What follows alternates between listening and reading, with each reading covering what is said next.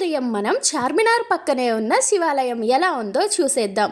చార్మినార్ని చూస్తూ ఉన్నప్పుడు police station వెనుకగా మనకొక పెద్ద దేవాలయం కనిపిస్తుంది.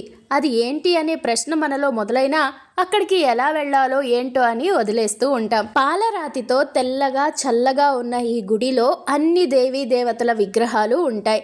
ఉదయం 6:30కి తలుపులు తెరుస్తారు.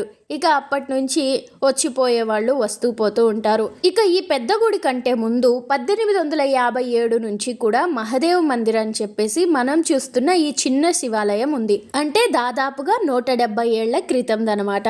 ఇక తర్వాత ఇక్కడ గోల్డ్ బిజినెస్ ఎవరైతే చేసుకుంటారో వాళ్ళందరూ కలిసి వాళ్ళ కోసం కట్టుకున్న ఒక గుడి ఇది. ఇందులో సీతారామ లక్ష్మణులు, రాధాకృష్ణులు, అలానే అమ్మవారు, వినాయకుడు, ఇలా అందరి దేవీ దేవతా విగ్రహాలు కనిపిస్తాయి. ఒకవేళ మీలో ఎవరైనా చార్మినార్కి వెళ్ళినప్పుడు ఈ ఆలయాన్ని కూడా చూసి రావాలి అనుకుంటే ఉదయం 6:30 నుంచి మధ్యాహ్నం 11 వరకు ఓపెన్లో ఉంటుంది. తర్వాత సాయంత్రం 5 నుంచి 8 వరకు దర్శించుకోగలం.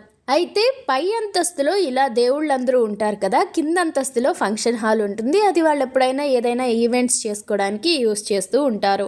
ఇక ఈ గుడిలో ముఖ్యంగా చెప్పుకోవాల్సింది స్ఫటికలింగం. ఈ స్ఫటికలింగాన్ని చూడ్డానికైనా ఈ గుడికి రావాల్సిందే.